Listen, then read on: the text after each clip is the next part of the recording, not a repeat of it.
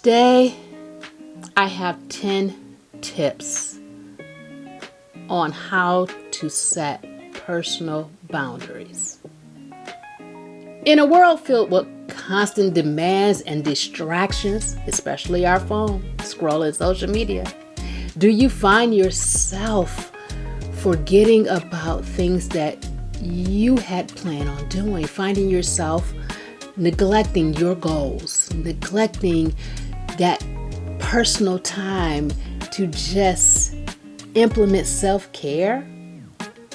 If so, stay tuned, because today I am going to give you 10 personal boundary tips to establish in your life. Hi, and welcome to my channel. If this is your first time here, my name is Shanita. And on this channel, I help people to heal from their traumatic experiences, as well as give themselves permission to uncover and discover who they are so they could begin to live a life of wholeness and purpose. You know, setting boundaries for your own life, as well as your internal work, is going to require you to prioritize your well-being, personal growth, and your emotional health. So here are some boundaries you may want to consider. The first boundary is time management. You may need to set boundaries around your time to allocate time for work, personal time, especially self-care, family time, and you may have to schedule it and then make yourself stick to that schedule.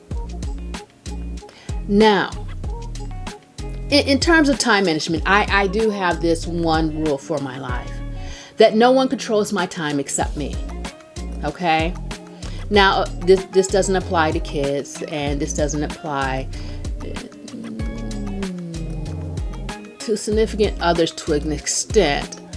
But when it comes to every time someone texts me, every time somebody calls me, I don't just immediately drop what I'm doing and return a call or return a text just because it may be my personal time. My self-care is important. It may be time with the family. That's important. I want to be present in the here and now.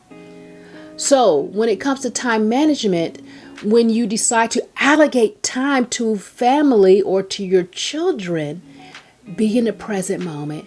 And you may need to put this on silent, put it down. Sometimes I tell people to even, stick your phone on top of the refrigerator if it's too much of a distraction for you. Okay? So time management is a boundary that you may need to establish in your life in order to do the things that you desire to do and get things done. Number 2, and one of my favorite, is prioritizing self-care. Making a boundary around your own self-care. Us women, we tend to take care of everyone else first and then put ourselves last. And that's in the end, if we even have time for ourselves. For many years, I put everyone else's needs first, to the point where I neglected my own self. And unfortunately, it did not do me any good. My physical health suffered, my mental health suffered. And so it wasn't until I hit that rock bottom that I decided, nope, it's time for me to put me first, pour into my own cup, and give out of the overflow.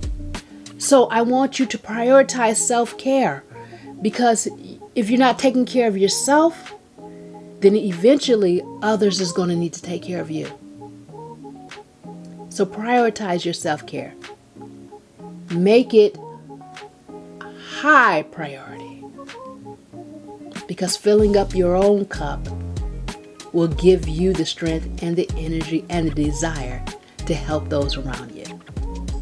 Number 3 is emotional boundaries. And I say this one because I personally have to have an emotional boundary around situations. I can, I'm not sure about you, but I personally have some toxic relatives. So I have to set that boundary around myself and really do an assessment before I go and visit them. Okay, how do I feel? What's going on inside of me? When I'm going to leave? Because I know it's going to be toxic. I know they're going to say something negative about me. What's my own personal boundary for my own well-being, my own emotional health? So I can still walk out of the door whole and not broken again. So that may be something that you have to do, whether it's toxic family, toxic friends. Even if you have toxic friends, you might want to rethink that relationship. Family members we really cannot do anything about except not spend too much time with them. And then you cannot do anything about toxic coworkers. You have to work with them. But you can set that emotional boundary for yourself and know when to walk away from a situation, know when to leave a situation, and know when to stand up for yourself in this situation. So setting that emotional boundary. Number 4, another one that I love because for many years I did not have this, and this one is a personal space boundary. For many years I did not have this. I didn't recognize that for my personality, and plus, I am an introvert, I need that personal space for my overall mental health.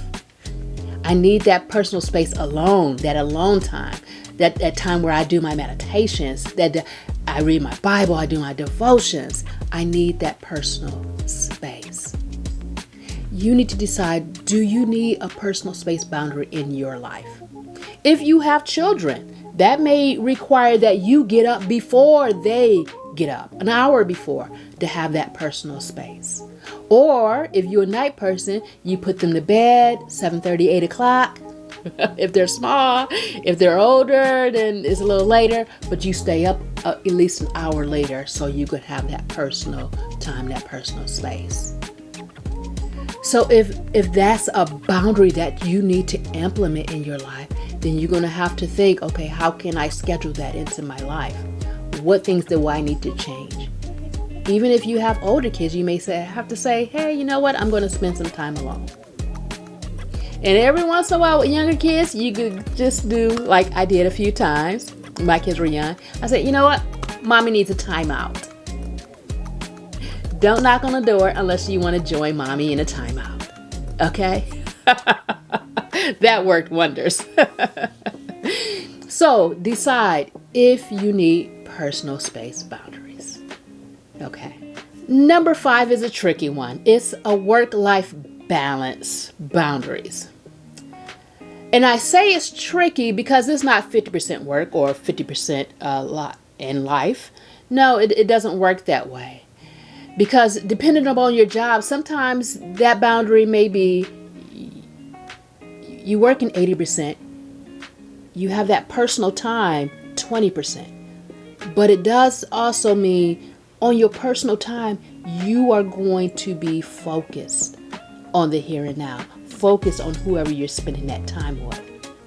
So that work-life balance changes per season. Say, for instance, if you work in retail,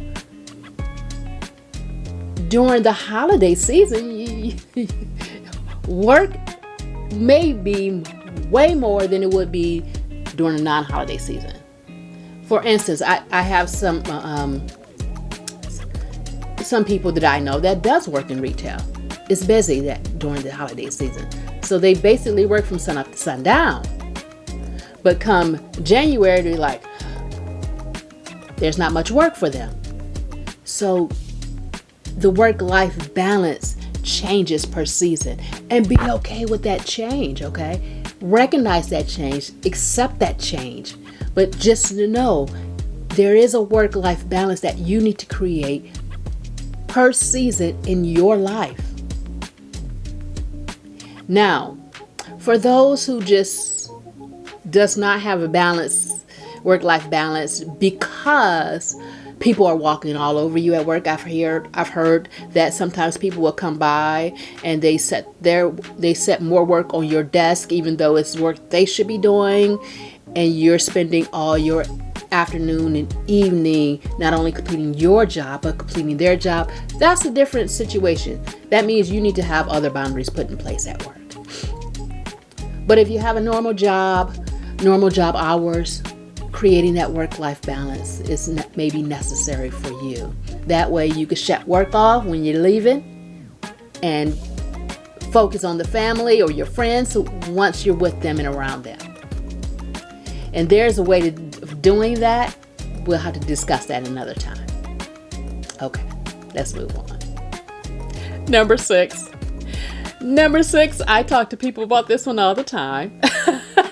Is technology use. Having boundaries around technology use. Now, I have strong boundaries around technology use to the point where people know that I'm not attached to my phone and it's not always with me. My phone may be in my office and I'm upstairs doing something, or I'm in the kitchen doing something. If I'm not looking up a recipe, my phone is not with me ever in the kitchen, okay? Never. It mostly stays in my office, and everyone has learned, it's like, okay, we could text her. We're going to have to wait for her response. Or we could call her. We're going to have to wait for her response. And I just heard a new one. There was an individual, and they said they scheduled time for texting and calling people. They scheduled time for responding.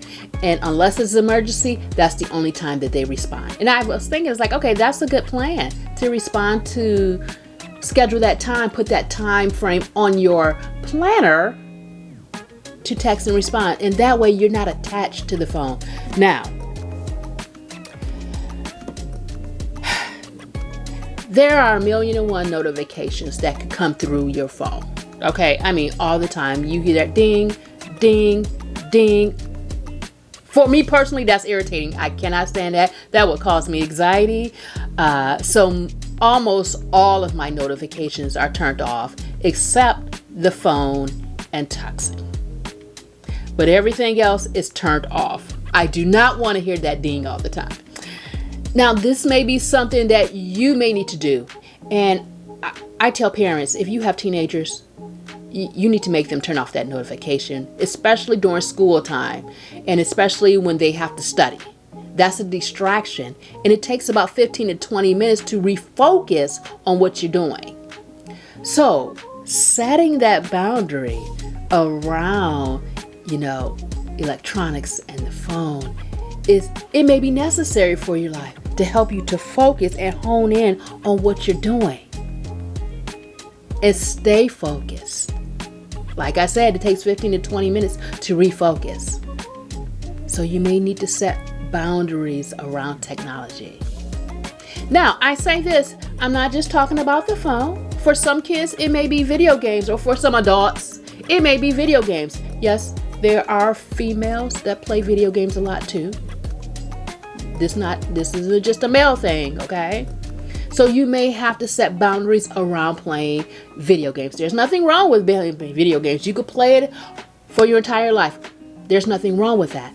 But it may need to be a boundary, especially if it's stopping you from completing your goals, your tasks, things you need to do. Okay? And you may need to set that boundaries if you have children. You may need to set that boundary with them as well. I know they love it, but there may need to be a boundary around that. Woo, we're on number 7, and this is a hard one. Setting a boundary and learning to say no. Learning to say no. Oh, for many years, I said yes and yes and yes. It caused me so much anxiety. It caused me to be miserable. It caused me to just really not like life because I continue to say yes when I wanted to say no. And one day, I did a hard no. And yes, it bothered me internally because it was something that was different and something that was new for me. But once I started saying no, I realized, wow, this is good for me. I'm setting boundaries. I'm not allowing people to take advantage of me anymore. I'm not allowing people to use me anymore.